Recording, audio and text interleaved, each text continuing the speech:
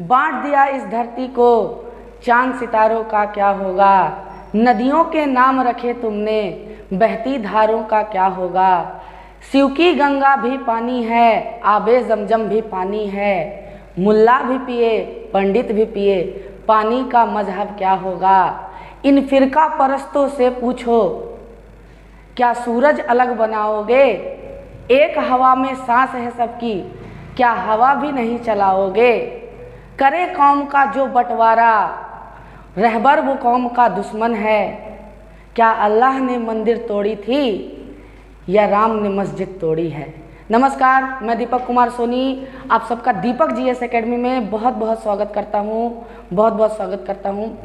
जिस प्रकार से हम लोग पढ़ रहे थे स्वतंत्र राज्यों के उदय के बारे में, आज हम उसी कड़ी में आगे बढ़ेंगे और आज पढ़ेंगे हम मैसूर स्वतंत्र राज्यों के बारे में।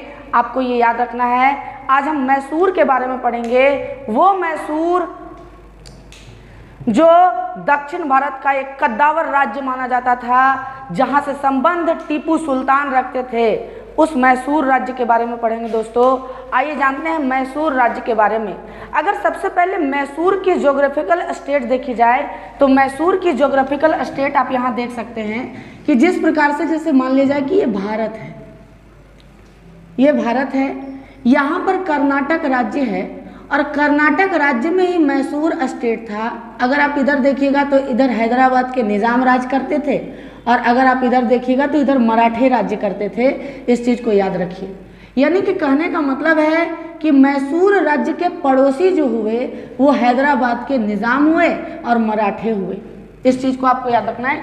ये चीज़ मैं इसलिए बता रहा हूँ, भौगोलिक परिचय आपको इसलिए बता रहा हूँ क्योंकि अभी जितने भी आंग्ल मैसूर युद्ध होंगे उसमें ये भौगोलिक परिचय काफ़ी काम में आएंगे, बहुत महत्वपूर्ण भूमिका निभाएंगे। हैदराबाद के निज़ाम और महाराष्ट्र के मराठे बहुत काम आएंगे, आप इस चीज़ को जानिएगा, है ना। ये किसके साथ जुड़ेंगे आंग्ल मैसूर युद्ध में, इस चीज़ को आपको जानना है क्योंकि यहाँ से बहुत सारे क्वेश्चन पूछे जाते हैं प्रतियोगिता परीक्षाओं में। इस चीज़ को आपको ध्यान में रखना है। आइए जानते हैं मैसूर राज्य के बारे में। तो सबसे पहले मैं कुछ पृष्ठभूमि के बारे में चर्चा कर लूँ आपकी, है ना, कि मैसूर राज्य की पृष्ठभूमि किस प्रकार से तैयार हुई और किस प्रकार से हैदर अली के द्वारा मैसूर राज्य की स्थापना हो गई। आइए जानते हैं। जैसा कि आप देख सकते हैं मैसूर राज्य को, तो यहाँ मैंने लिखा नहीं है लेकिन आप इस बात को समझिए कि मैसूर में उस समय कृष्ण चिक्का का राज्य था, या इनको चिक्का कृष्ण राज भी कहा जाता है। इस चीज़ को आप ध्यान में रखिएगा। और कृष्ण चिक्का बड़े कमजोर प्रवृत्ति के शासक हुए और उनके दो मंत्री थे, नाम था देवराज और नंदराज। नोट डाउन करना है आपको, उनके दो मंत्री थे नंदराज और देवराज, है ना। बहुत इंपॉर्टेंट क्वेश्चन रहेगा ये। नंदराज और देवराज ही शक्तिशाली थे जिनके आधार पर कृष्ण चिक्का क्या करते थे, शासन करते थे। और कृष्ण चिक्का के बारे में बता दें कि इन्होंने अपनी सारी शक्तियों का प्रयोग करने का अधिकार इन्हीं दो मंत्रियों को दे रखा था, नंदराज और देवराज को, है ना। तो एक तरह से वास्तविक जो शक्ति थी मैसूर राज्य की, कर्नाटक राज्य की, वो किसके हाथों में आई, तो वो नंदराज और देवराज के हाथों में आई। इस चीज़ को आपको ध्यान में रखना है ना। इसी के समय में क्या हुआ, नंदराज की सेना में एक हैदर अली नाम का व्यक्ति क्या लिया, यहाँ पर भर्ती लिया। एक सामान्य सैनिक के तौर पर हैदर अली ने भर्ती लिया और हैदर अली की दृढ़ निश्चितता इतनी अच्छी थी, हैदर अली का पराक्रम, हैदर अली का शौर्य इतना अच्छा था कि हैदर अली ने धीरे धीरे वो फौजदार तक नियुक्त हो गया। और आप यहाँ पर देख सकते हैं कि उसको फौजदार नियुक्त किया गया था डिंडीगुल का 1755 में नंदराज के द्वारा। आपको बहुत अच्छे तरह से याद रखना है कि डिंडीगुल का फौजदार हैदर अली को कब नियुक्त किया गया था, तो 1755 में। आप इसको नोट डाउन करते चले, बड़ा महत्वपूर्ण क्वेश्चन है ये, इस चीज़ को याद रखिएगा। आप हमारी पिछली वीडियो को नहीं देखते हैं, ये बहुत गलत बात है, क्योंकि यदि आप पिछली वीडियो को देखिएगा तभी आपको आगे की कहानी समझ में आएगी, आगे का इतिहास समझ में आएगा दोस्तों। इसलिए ज़रूर से ज़रूर पिछली वीडियो को देखें आप, ताकि आपको पूरी तरह से नोट्स बनाने में सहायता मिले और पूरी तरह से आप एक अच्छी तैयारी की ओर उन्मुख हो। इस चीज़ को आप ध्यान में रखिएगा, है ना। इसके बारे में कहा जाता है हैदर अली के बारे में कि इनका जन्म 1721 में हुआ और इनके जो सलाहकार हुए वो खंडेराव हुए। जब ये शासक बन जाएंगे, जब मैसूर राज्य के राजा बन जाएंगे ये, तो उस समय मैसूर राज्य के नवाब ही कहें इनको, है ना, जब नवाब बन जाएंगे तो उस समय इनके जो सलाहकार नियुक्त होंगे वो खंडेराव होंगे। आपको याद रखना है, क्वेश्चन पूछा गया है यहाँ से कि खंडेराव मैसूर राज्य के राजा हैदर अली के क्या थे, सलाहकार थे। इस चीज़ को याद रखना है। 1761 में क्या कर दिया हैदर अली ने, नंदराज की हत्या कर दी और वास्तविक जो सत्ता थी उसके अपने हाथों में ले लिया। दोस्तों इस चीज़ को आपको याद रखना है। 1763 में इसने श्रीरंगपट्टनम को अपनी राजधानी बनाई। बहुत महत्वपूर्ण ये क्वेश्चन होगा कि मैसूर राज्य की राजधानी हैदर अली ने कहाँ बनाई थी, तो श्रीरंगपट्टनम को। इस चीज़ को याद रखना है, एक बड़ा महत्वपूर्ण क्वेश्चन। आगे आप पढ़िएगा, मेनली इसमें जो जानने का जो चीज़ है वो आंग्ल मैसूर युद्ध ही जानने का चीज़ है, क्योंकि यहीं से क्वेश्चन पूछते हैं। पर्सनल डिटेल्स से बहुत कम क्वेश्चंस पूछे जाते हैं, लेकिन फिर भी मैंने आपसे वादा किया है कि मैं एक संपूर्ण तैयारी आपकी करवाऊंगा, तो इसलिए मैं हर एक क्वेश्चन को ध्यान में रखते हुए, हर एक क्वेश्चन बैंक को ध्यान में रखते हुए, हर एक एग्ज़ाम को ध्यान में रखते हुए इस क्लास को ले रहा हूँ। ध्यान रखिएगा इस चीज़ को, है ना, कि अंग्रेजों को पराजित करने वाले ये पहले क्षेत्रीय राजाओं में से एक थे, पहले क्षेत्रीय शासकों में से एक थे। आपको याद रखना है। आपने पहले भी देखा कि पल्लासी का युद्ध हुआ 1757 में, आपने देखा कि आगे होगा 1764 में बक्सर का युद्ध। उसमें किसी भी ऐसे शासक ने अंग्रेजों को पराजित नहीं किया, लेकिन हैदर अली ने क्या किया, प्रथम आंग्ल मैसूर युद्ध में अंग्रेजों को पराजित किया था। ये क्वेश्चन बहुत बार पूछा गया है कि उस क्षेत्रीय शासक का नाम बताएं जिन्होंने अंग्रेजों को सबसे पहली बार पराजित किया, या एकमात्र ही है ये क्षेत्रीय राजाओं में जिन्होंने अंग्रेजों को पराजित किया दोस्तों, तो वो हैदर अली ही है। इस चीज़ को आप याद रखिएगा, इस चीज़ को मनन कीजिएगा। इनकी मृत्यु 1782 में हो जाएगी। आपको कन्फ्यूजन करने की आवश्यकता नहीं है, क्योंकि 1782 में इनकी मृत्यु कैसे होगी वो सारा का सारा चीज़ आपको आंग्ल मैसूर युद्धों में पता चलेगा। इस चीज़ को आप ध्यान रखिएगा, बहुत महत्वपूर्ण क्वेश्चन है ये, आपको बहुत अच्छी तरह से मनन करना है इसको। इस चीज़ को आपको ध्यान में रखना है और नोट्स बराबर आप बनाते जाएं। नोट्स बनाने से आपको याद भी होगा और बेहतरीन तैयारी आपकी हो जाएगी। इस चीज़ को आप ध्यान में रखिएगा।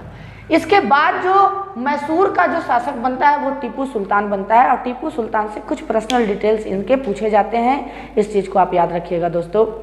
आइए जानते हैं टीपू सुल्तान के बारे में, फिर हम चलेंगे आंग्ल मैसूर युद्धों के बारे में। इस चीज़ को आपको ध्यान में रखना है। देखिए, टीपू सुल्तान ने बादशाह की उपाधि धारण की थी। आपसे पूछेगा कि किस क्षेत्रीय शासक ने बादशाह की उपाधि धारण की थी, तो टीपू सुल्तान ने बादशाह की उपाधि धारण की थी।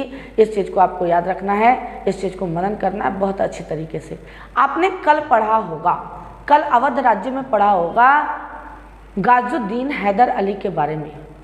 उनको भी बादशाह की उपाधि मिली थी, लेकिन उनको उपाधि मिली थी, उन्होंने खुद से बादशाह की उपाधि नहीं धारण की थी, और ये खुद से खुद को बादशाह घोषित कर रहे हैं। इस चीज़ को आपको याद रखना है, बहुत महत्वपूर्ण है ना। शेरे मैसूर इन्हीं को कहा जाता है। कई बार क्वेश्चन पूछा गया है कि शेरे मैसूर किनको कहा जाता है, तो शेरे मैसूर टीपू सुल्तान को ही कहा जाता है। इस चीज़ को याद रखिएगा। एक बड़ा वीर, एक पराक्रमी, एक बाहुबल से संपन्न व्यक्ति टीपू सुल्तान, शेरे मैसूर, मैसूर का शेर। आपसे क्वेश्चन पूछा जाएगा कि मैसूर का शेर किसको कहते हैं या शेरे मैसूर किसको कहते हैं, तो शेरे मैसूर दोस्तों किसको कहा जाता है, तो शेरे मैसूर टीपू सुल्तान को कहा जाता है। इस चीज़ को याद रखिएगा, है ना। श्रीरंगपट्टनम में इन्होंने स्वतंत्रता का वृक्ष गाड़ा था, याद रखिएगा। बहुत महत्वपूर्ण क्वेश्चन है कि श्रीरंगपट्टनम में स्वतंत्रता का वृक्ष किन्होंने लहराया था, तो मैसूर के शासक टीपू सुल्तान ने स्वतंत्रता का वृक्ष लहराया था। इस चीज़ को आपको ध्यान में रखना है। अभी देखिए, एक चीज़ बड़ा इंपॉर्टेंट पूछेगा आपसे कि श्रीरंगपट्टनम में मैसूर का जो शासक है वो क्या कर रहा है, स्वतंत्रता का वृक्ष रोप रहा है, स्वतंत्रता का वृक्ष को क्या कर रहा है, लगा रहा है। इसके अलावा एक पॉइंट आपको यहाँ दिखेगी कि यह जैकोबिन क्लब का सदस्य भी था। आपको भली भांति मालूम होगा कि 1789 में फ्रांस की क्रांति हुई थी, है ना। आप 9th क्लास वगैरह में पढ़े होंगे या विश्व इतिहास में मैं खुद पढ़ाऊंगा आपको इस क्लास में, है ना, कि 1789 14 जुलाई 1789 1789 में फ्रांस की क्रांति हुई थी।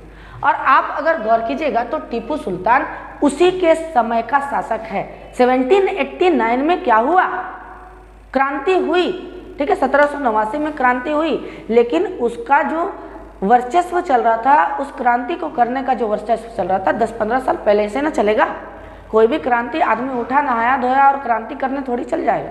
10-15 साल पहले से ही तो क्रांति शुरू होगी, इस चीज़ को आप ध्यान में रखिएगा, है ना।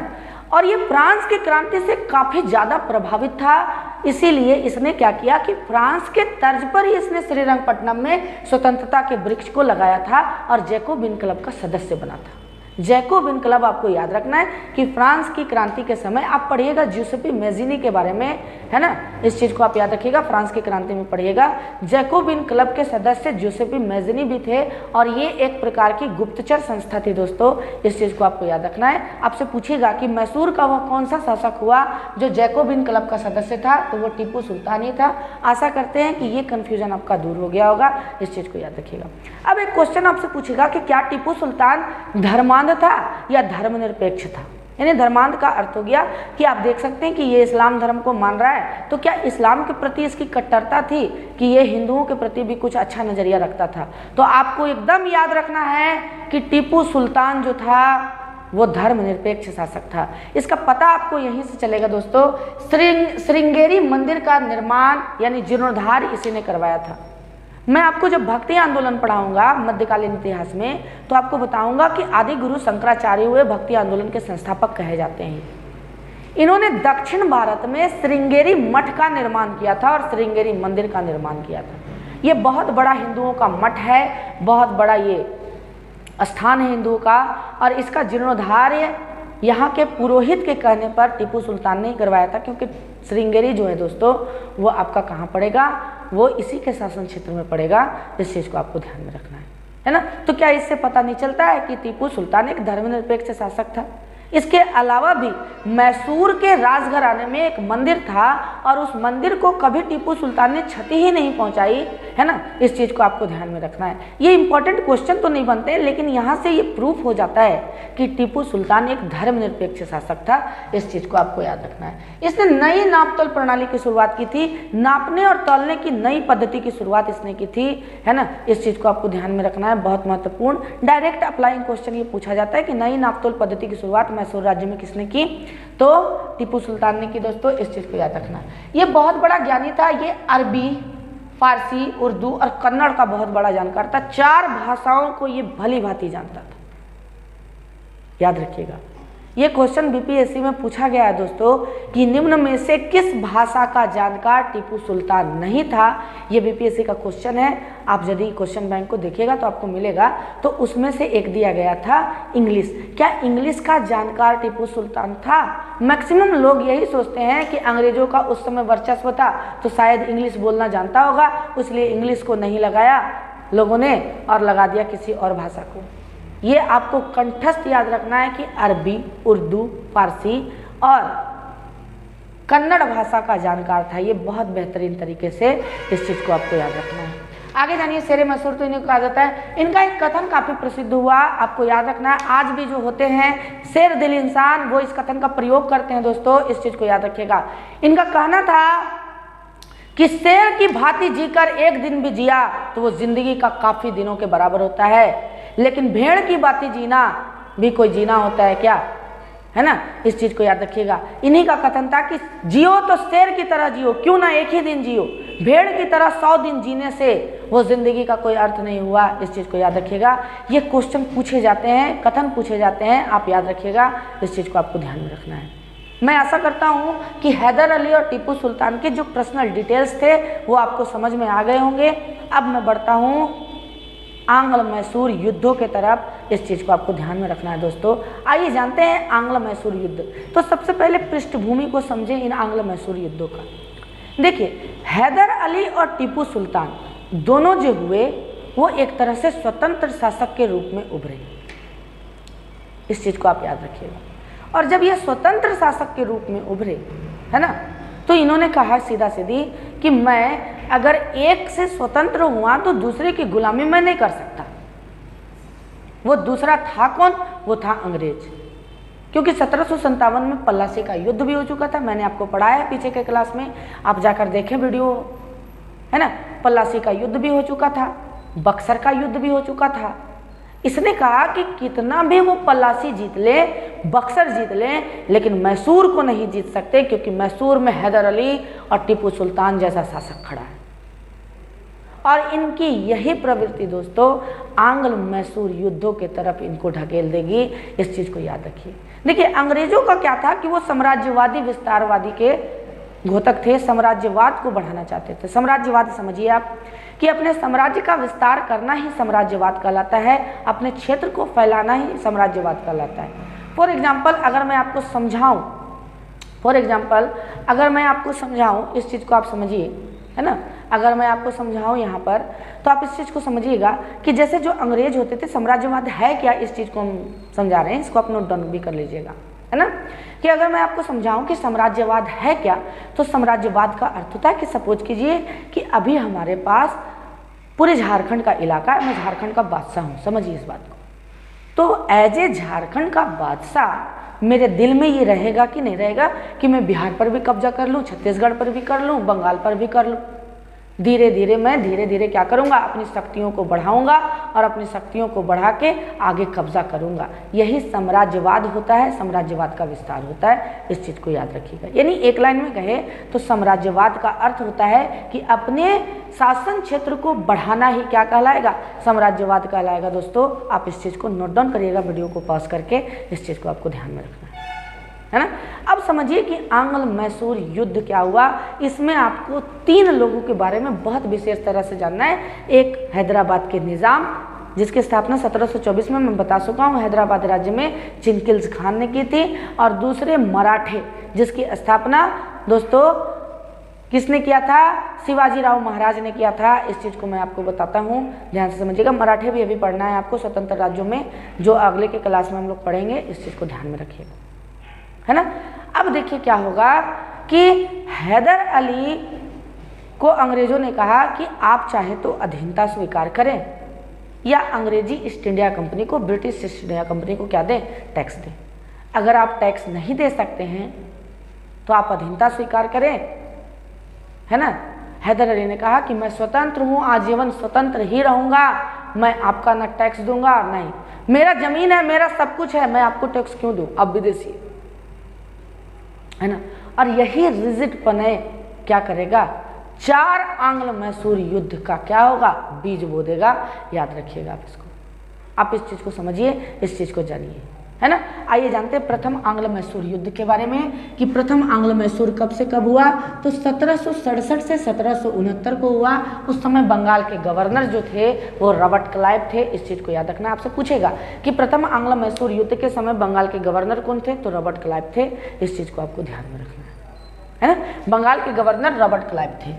अब यहाँ पर समझने की बात यह है ना, बहुत महत्वपूर्ण, कि मराठों और निजाम ने इस युद्ध में अंग्रेजों का साथ दिया। समझिएगा, यहाँ पर बहुत महत्वपूर्ण समझना है। देखिए मराठे और निजाम जो थे ना, जिधर अपॉर्चुनिटी देखते थे उधर की ओर मुड़ जाते थे, जिधर अपॉर्चुनिटी देखते थे उधर की ओर मुड़ जाते थे, है ना। और इस काम को करने वाला व्यक्ति कभी भी सुखी नहीं रहता है। आप अगर हार रहे हैं तो उसी टीम के साथ रहिए, वही टीम आगे जाके जीतेगी। आपको टीम बदलने के लिए नहीं जाना जाता है, इस चीज़ को आप याद रखिएगा, है ना। अगर आप बार बार टीम बदलते रहिएगा तो ना इधर के रहिएगा ना उधर के रहिएगा। मराठे वही किया करते थे। इस चीज़ को आपको ध्यान में रखना है ना, ध्यान में रखना है कि अगर आप बार बार टीम बदलते रहिएगा तो ना इधर के रहिएगा ना उधर के रहिएगा। और मराठे यही करते रहे। मराठों ने देखा क्या, समझिए इस बात को, मराठों ने देखा क्या कि अंग्रेज पलासी के युद्ध को भी जीत रहे हैं, अंग्रेज बक्सर के युद्ध को भी जीत रहे हैं। इस चीज़ को आपको समझना है। देखिए 67 का काल है, बक्सर का युद्ध 64 में 3 साल पहले हो चुका है। समझिए अंग्रेज सभी युद्धों को जीत रहे हैं, तो अगर हम अंग्रेजों के साथ रहते हैं तो ये संभव है कि अंग्रेज ही तो जीतेंगे, और जीतने के बाद कद्दू कटेगा तो सब में बटेगा वाला हिसाब होगा कि हमको भी कुछ ना कुछ मिल ही जाएगा। तो इस युद्ध में मराठों और निजाम ने किसका साथ दे दिया, अंग्रेजों का साथ दे दिया। इस चीज़ को आपको ध्यान में रखना है, इस चीज़ को बहुत अच्छा से याद रखना है आपको। इस चीज़ को ध्यान में रखना है कि प्रथम आंग्ल मैसूर युद्ध कब से कब हुआ, 1767 से 1769। मराठों और निजाम ने किसका साथ दिया, मैंने शुरू में ही बताया था कि मराठों और निजाम का बात यहाँ पर आएगा। मराठों और निजाम ने किसका साथ दिया, तो मराठों और निजाम ने अंग्रेजों का साथ दिया। दोस्तों इस चीज़ को आपको ध्यान में रखना है। है ना। इस चीज़ को आपको ध्यान में रखना है। देखिए, मराठा और निजाम ने अंग्रेजों का साथ तो दे दिया, लेकिन यहाँ पर नियति को कुछ और ही मंजूर था। प्रथम आंग्ल मैसूर युद्ध में किसकी जीत हो गई? हैदर अली की जीत हो गई। इसीलिए तो कहा जाता है कि हैदर अली वो पहला क्षेत्रीय शासक था जिसने अंग्रेजों को क्या किया था? पराजित किया था। अब आपको समझ में आ रहा होगा, आप अच्छे से नोट डाउन करें। किसी भी प्रकार का कंफ्यूजन ये क्लास को करने के बाद आपको नहीं रहेगा, ये मेरा दावा है। आप इस चीज़ को ध्यान में रखें, है ना। आप ज़्यादा से ज़्यादा समर्थन करें ताकि मैं लाइव क्लासेस आपके ऑफलाइन में ले सकूं। इस चीज़ को आपको ध्यान में रखना है दोस्तों, इस चीज़ को आपको याद रखना है ना। हैदर अली की जीत हो गई प्रथम आंग्ल मैसूर युद्ध में। और देखिए, अंग्रेजों की प्रवृत्ति क्या थी समझिए। अंग्रेजों से आपको बहुत कुछ सीखने के लिए मिलेगा, क्या है ना, कि जब अंग्रेज देखते थे कि यार मेरा हार हो रहा है, मेरा हार हो रहा है, इन लोग बोलते थे कि राजा साहब अब आप संधि कर लीजिए। संधि करने का मतलब है बातचीत से मसला भी सॉल्व कर सकते हैं। ये लोग जब हारने लगता था तो संधि करने बोलता था, जीतता था तो सीधा मार उड़ के पूरा गर्दा कर देता था, लेकिन हारने लगता था तो संधि कर लेता था, है ना। इसीलिए 1769 में जब देखा कि हैदर अली सब पूरे अंग्रेजों को परास्त कर रहा है, निजाम और मराठाओं को भी परास्त कर रहा है, तो उस परिस्थिति में इन लोगों ने क्या कर लिया? 1769 में मद्रास की संधि कर ली। याद रखिएगा, बहुत महत्वपूर्ण है, मद्रास की संधि कर ली। याद रखिएगा, 1769 में मद्रास की संधि हुई और इसी मद्रास के संधि के साथ प्रथम आंग्ल मैसूर युद्ध समाप्त हो गया दोस्तों। याद रखिएगा, अब इस संधि में हुआ क्या? कुछ भी विशेष नहीं हुआ। उसमें बोला गया कि आपने जिस क्षेत्र को अंग्रेजों से जीता है वो आप लौटा दीजिए, हैदर अली को बोला गया। और हैदर अली ने कहा कि अंग्रेज जो क्षेत्र हमारे जो क्षेत्र जीते हैं उसको वो हमको लौटा दें, यानी कि जो आप एक दूसरे का क्षेत्र जीते हैं वो लौटावी कर दीजिए, खत्म हो जाएगा मामला।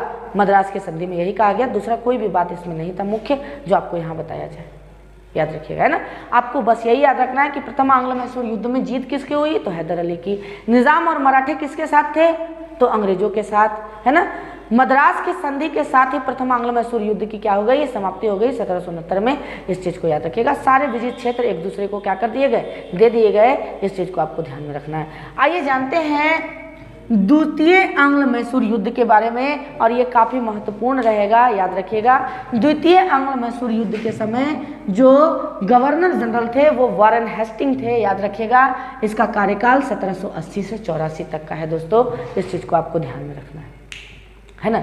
अब थोड़ा सा ध्यान से देखिएगा, बहुत महत्वपूर्ण है। अब थोड़ा सा ध्यान से देखिएगा, है ना। जब द्वितीय आंग्ल मैसूर युद्ध की शुरुआत हुई, देखिएगा ये 4 साल चलेगा। द्वितीय आंग्ल मैसूर युद्ध की शुरुआत हुई तो एक युद्ध हुआ, आरंदी का युद्ध। और आरंदी के युद्ध में कर्नल वैली को क्या कर दिया? हैदर अली ने हरा दिया, पराजित कर दिया। अब यहाँ पर आया मराठों और निजाम का बात। मराठे और निजाम किसके साथ होंगे अब, है ना। मराठे और निजाम के बारे में आपको कहे ना कि जिसके तरफ ये देखता था कि शक्ति ज़्यादा उधर ही चल जाता था। आपको मैं एक कहानी से समझाता हूँ कि कभी भी दूसरे की बुद्धि पर आपको डिपेंड नहीं होना चाहिए, है ना। आपको जो गुरु कहे वही करना चाहिए। कभी भी दूसरों को देख करके आपको पाला नहीं बदलना चाहिए। आप अगर शुरू में अंग्रेजों के साथ थे तो आप अंग्रेजों के साथ ही रहें। जो कहानी मैं सुनाने जा रहा हूँ, एक छोटा सा टॉपिक है, कहानी है। उस कहानी से आपको एक क्वेश्चन बनेगा कि चारवाक दर्शन के संस्थापक कौन थे, रचयिता कौन थे, है ना। इस चीज़ को समझिएगा आप, मेरे गुरुजी ने सिखाया था, इस चीज़ को बताया था। चारवाक दर्शन कई बार पूछा जाता है। देखिए, चारवाक दर्शन की रचना किस परिस्थिति में हुई थी? अभी थोड़ा सा मैं आंग्ल मैसूर युद्ध को रोक रहा हूँ, इस चीज़ को आप समझे, है ना। आपका चरित्र निर्माण करने का भी जिम्मा मेरे ही सर है। अगर आप हमसे पढ़ रहे हैं, जो पढ़ रहे हैं, तो देखिए, है ना। चारवाक दर्शन क्या था? क्या होता था कि देवताओं और राक्षसों में बड़ा ज़्यादा युद्ध होते रहता था, बहुत ज़्यादा युद्ध होते रहता था। और देवता ठहरे क्या? लीगल ठहरे। वो कभी भी कुनीति को अपना करके और नहीं लड़ाई करते थे। लेकिन राक्षस जो थे वो कुनीति को ही तो अपनाते थे, इसलिए तो राक्षस थे। अब किसी भी देवता को ये अकेले देख लेते थे तो खूब धक्का मुक्की करके एकदम मुंह कान तोड़ दिया करते थे इन लोग, है ना। अब इन लोग क्या करते थे? पूरा लाइन, लंबा लाइन लगा के एकदम हाथ जोड़ के भगवान विष्णु के पास कि भगवान बचाइए, भगवान राक्षसों का आक्रमण हो रहा है। आप लोगों ने देखा होगा सीरियल में कि एकदम लंबा लाइन लगा के भगवान बचाइए, भगवान आक्रमण हो रहा है। नारायण भी कभी सोए रहते थे तो कभी इधर कभी उधर, बिजी आदमी है ना। तो नारायण कभी सोए हुए रहते थे, निद्रा में रहते थे। कहा जाता था कि नारायण को उठने दीजिए, फिर आपको इस चीज़ का पद्धति बताया जाएगा, नारायण आपकी तरफ से लड़ेंगे, है ना। तब तक देवताओं को मार के तो बर्बाद कर देता था राक्षस लोग, है ना। तो देवताओं ने अपने गुरु बृहस्पति से कहा कि गुरुदेव कुछ ऐसी रचना कीजिए कि हम लोग जब न तब राक्षस को पीट पाट के आ जाए। ये हम लोग को अकेले देखता है और गर्दा करके मार पीट देता है ना। कुछ ऐसी चीज़ की रचना कीजिए जिसमें वो लिप्त ही रहें और हम लोग अपना काम करें, उन लोग अपना काम करें, उन लोग बर्बादे हो जाए। कुछ ऐसी चीज़ की रचना कीजिए, है ना। बृहस्पति ने बोला कि ठीक है, मैं रचना करूंगा। आप याद रखिएगा, इसको नोट डाउन भी आप कर लीजिएगा कि चारवाक दर्शन। बृहस्पति ने बोला कि ठीक है, मैं एक ऐसी पुस्तक को लिखता हूँ जिसको पढ़ने के बाद, है ना, उस व्यक्ति का पतन ही शुरू हो जाएगा, पतन ही शुरू हो जाएगा पढ़ने के बाद, है ना। और बृहस्पति ने चारवाक दर्शन लिखा। पुस्तक का नाम है चारवाक दर्शन। इसको बृहस्पति दर्शन भी कहते हैं, आप याद रखिएगा इस चीज। इसको चारवाक दर्शन भी कहते हैं, बृहस्पति दर्शन भी कहते हैं, इस चीज को याद रखिएगा। बृहस्पति ने उस पुस्तक को लिखा और एक देवता को दे दिया, इंद्र को दे दिया कि जाओ दो, इंद्र जाके दो, है ना। इसको कुछ मत करना। बृहस्पति ने समझाया कि इसको कुछ मत करना, इसको क्या करना कि अच्छा से पकड़ के ले जाओ, है ना, और इसको जाके राक्षसों को दे देना, पढ़ना उड़ना भी नहीं बाबू। बृहस्पति ने समझाया, उसके गुरु ने समझाया, जाके राक्षसों के बीच में इसको दे दो, ये फेमस तो अपने आप हो जाएगा जैसा मैंने लिखा है। अब देवता चलने लगे, बीच में सुस्ता गए, बैठने लगे। मैंने कल्पना से इस चीज को जोड़ा है, यही चीज हुआ भी, क्योंकि इंद्र के दरबार में आप देखिएगा कि मदिरा और ऐश्वर्य विलासिता का पूरा भरमार रहता है। खाली नाचे गाना तो देखते ही रहते हैं वो इंद्र, समझिएगा, है ना। अब चारवाक दर्शन में जब वो सुस्ताने लगे देवतागण, सुस्ता है, समय भी हो गया, बोले कि चलो देख लेते हैं इसमें लिखा क्या है चारवाक दर्शन। अब जब चारवाक दर्शन को पढ़ा इन्होंने, बृहस्पति ने तो कहा ही था कि ये फेमस बड़ा जल्दी होगा, राक्षसों के बीच में प्रसिद्ध बड़ा जल्दी होगा, देखना भी मत इसको तुम लोग जाके दे देना। लेकिन उनके कहना अनुसार इन लोगों ने किया नहीं, है ना। जहाँ सुविधा मिला वहाँ चल गया, मराठों और निजाम की तरफ समझिए। जब इसमें पढ़ता है तो इसी में अजीब अजीब मंत्र लिखा हो रहता है, पित्वा पित्वा घृतम पित्वा, इस प्रकार से करके, है ना। यानी कि कहने का मतलब है कि जो आप लोग आज सुनते हैं ना, है ना, कि जुग जुग जियो और उधार लेके घी पियो, ये इसी चारवाक दर्शन की रचना है जो बृहस्पति ने लिखा था। बृहस्पति ने इसमें संस्कृत में भली भांति लिख दिया है कि जुग जुग जियो और घी उधार लेके घी पियो, और जब उधार चुकाने का मौका है तो अपने आप को मृत घोषित कर दो।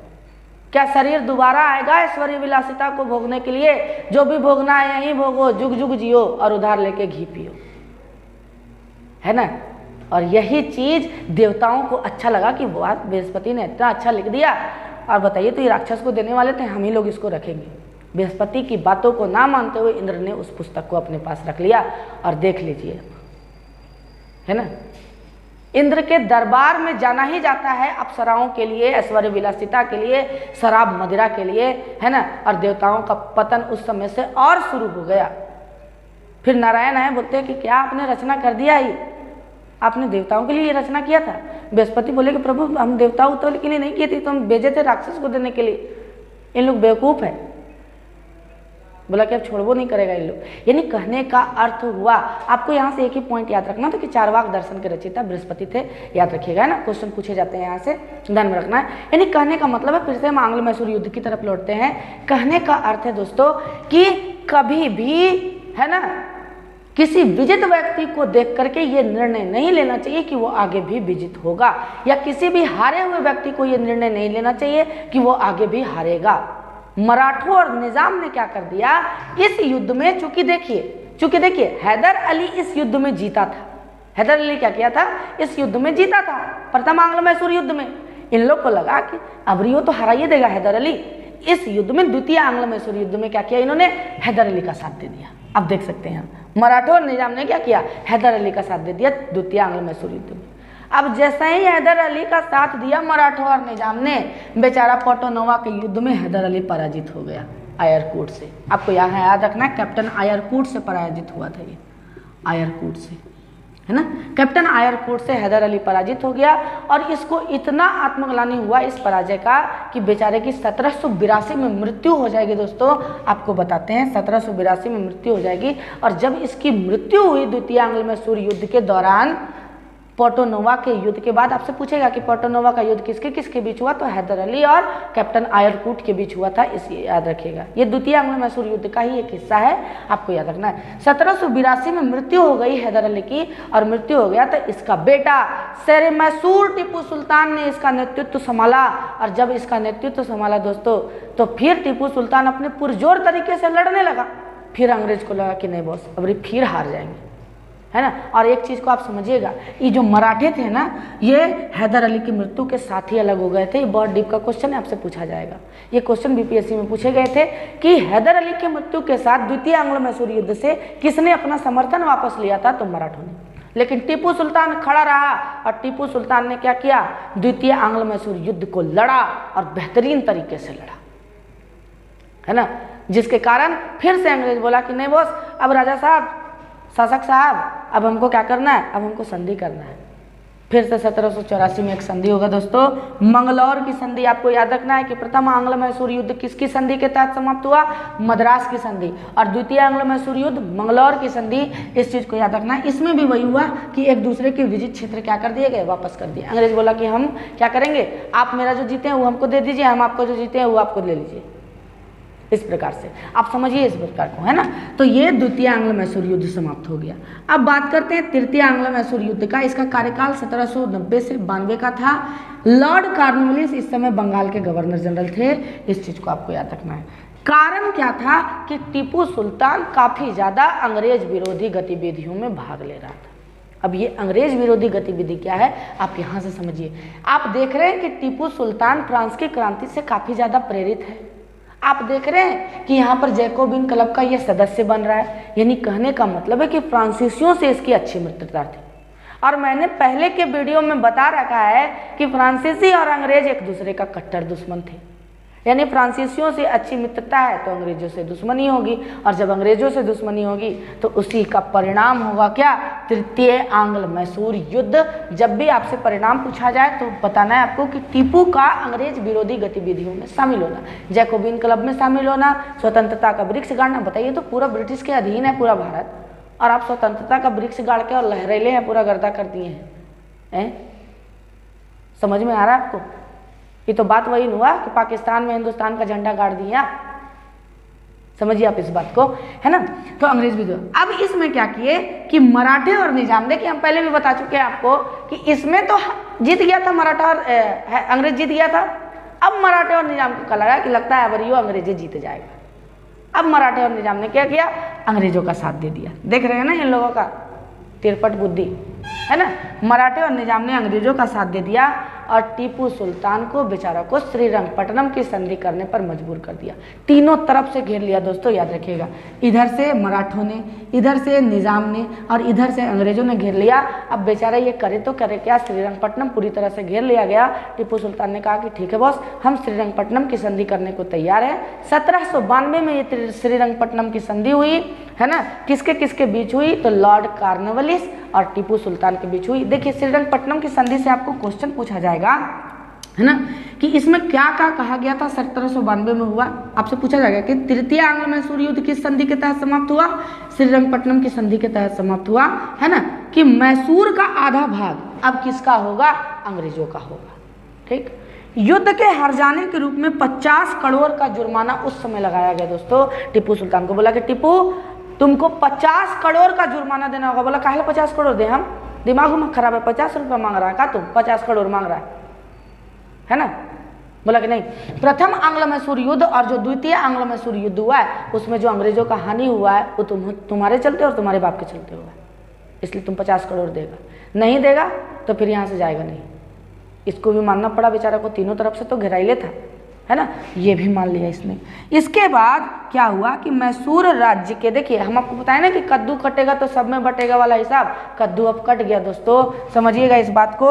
निजाम को क्या दिया गया, कृष्णा नदी और पेन्नार नदी के बीच का हिस्सा दिया गया, है ना, याद रखिएगा। निजाम को भी इसमें हिस्सा मिला। आपको जब हम भूगोल पढ़ाएंगे तो बताएंगे कि कृष्णा नदी और पेन्नार नदी के बीच का हिस्सा किसको दे दिया गया, तो निजाम को दे दिया गया। तो मराठा भी काहे पीछे रहते, मराठों को भी मिला। मराठा को तुंगभद्रा नदी के उत्तर का हिस्सा मिल गया। आप जानिएगा कि तुंगभद्रा नदी किसकी सहायक है, तो आप बताना है, आपको कमेंट में बताना है कि तुंगभद्रा नदी किसकी सहायक है दोस्तों, तो आपको ये कमेंट में बताना है, याद रखिएगा। है ना। तुंगभद्रा किसकी है? तो कृष्णा की सहायक है। मैंने ही बता दिया, कमेंट में क्या बताइएगा, है ना। कृष्णा की सहायक है, इस चीज़ को आपको ध्यान में रखना है ना, कि तुंगभद्रा नदी के उत्तर का क्षेत्र मराठों को मिला। इसी के साथ तृतीय आंग्ल मैसूर युद्ध भी क्या हो गया? समाप्त हो गया। अब आइए हम चतुर्थ आंग्ल मैसूर युद्ध की चर्चा करते हैं। 1799 में हुआ। बेसिकली ये कोई युद्ध वगैरह नहीं था, है ना, ये युद्ध वगैरह नहीं था, थोड़े समय के लिए चला। कारण इसका क्या था कि लॉर्ड वेलेस्ली ने सहायक संधि लाया था। ये सहायक संधि के बारे में हम चर्चा करेंगे जब ब्रिटिश के नियमों की चर्चा करेंगे, ब्रिटिश ने जो कानून बनाया था उसकी चर्चा करेंगे। इस चीज़ को आप ध्यान में रखिएगा, है ना। सहायक संधि को अस्वीकार कर दिया, बोला कि आप सहायक संधि अपनाइए, नहीं तो फिर युद्ध कीजिए। टीपू सुल्तान बोला कि मैं शेर की भांति 1 दिन जीना पसंद करूंगा, भेड़ की भांति 100 दिन नहीं। बोला हम कोई सहायक फायक संधि नहीं स्वीकार करेंगे, आपको युद्ध करना तो आप आइए। ये सहायक संधि स्वीकार नहीं किया, कारण यही था चतुर्थ आंग्ल मैसूर युद्ध का, है ना। इस चीज़ को याद रखिएगा। अब इसमें भी मराठे और निजाम को देख लीजिए। इधर तो गजगज है ये था इन लोग कि इतना मनी क्षेत्र मिला है, बोला कि अब और कुछ हो मिल जाएगा। मराठे और निजाम ने फिर से किसका साथ दे दिया? अंग्रेजों का साथ दे दिया। इस चीज़ को याद रखिएगा। टीपू सुल्तान इसी युद्ध में मारा जाएगा दोस्तों। मैसूर का शेर मारा जाएगा इसी में 1799 में। इस चीज़ को याद रखिएगा। और उसके बाद जो चिक्का कृष्णराज का मैंने बात बताया था ना शुरू में, उसी के वंश में आएगा एक कृष्णराज, उसी को शासक बना दिया जाएगा मैसूर का। और एक बड़ा महत्वपूर्ण बात याद रखना, VVI करके इसको याद रखिएगा। जब चतुर्थ आंग्ल मैसूर चल रहा था, युद्ध चल रहा था, तो उस समय फ्रांस में नेपोलियन बोनापार्ट का शासन था, है ना। और टीपू सुल्तान ही वो शासक था। कई बार ये क्वेश्चन पूछा गया है कि टीपू सुल्तान ही वो शासक था जिसने क्या किया? नेपोलियन बोनापार्ट को पत्र लिखा कि नेपोलियन साहब आप हमारी सहायता करें, अंग्रेजों से लड़ने में सहायता करें। अब आप पूछिएगा कि नेपोलियन को ही क्यों? तो याद रखिए, नेपोलियन एक फ्रांसीसी था और फ्रांसीसियों की बहुत ज़्यादा कट्टरता अंग्रेजों से थी, और इसको भी दुख अंग्रेजों से था। तो दुश्मन का दुश्मन दोस्ते तो है ना। तो इस चीज़ को आप याद रखिएगा। नेपोलियन बोनापार्ट को पत्र लिखने वाला शासक यही था टीपू सुल्तान। इस चीज़ को याद रखिएगा। आज मैंने मैसूर राज्य को समाप्त कर दिया। आप पाएंगे कि इससे बाहर किसी भी प्रकार का क्वेश्चन आपसे किसी भी प्रतियोगिता परीक्षाओं में दोस्तों, चाहे वो JPSC हो, BPSC हो, या तो फिर निम्न स्तर के एग्जाम हो, ग्रुप D लेवल का, ग्रुप C लेवल का, वो सारे क्वेश्चन आपसे बनेंगे, याद रखिएगा। यदि आपको ये वीडियो अच्छा लगता है तो आप लाइक, शेयर और सब्सक्राइब करें, कमेंट करें अच्छे, है ना। और ज़्यादा से ज़्यादा समर्थन दें ताकि मैं ऑफलाइन क्लासेस के जैसा आपका लाइव क्लासेस पढ़ा सकूं। इस चीज़ को ध्यान में रखिएगा, दुआओं में याद रखिएगा। धन्यवाद।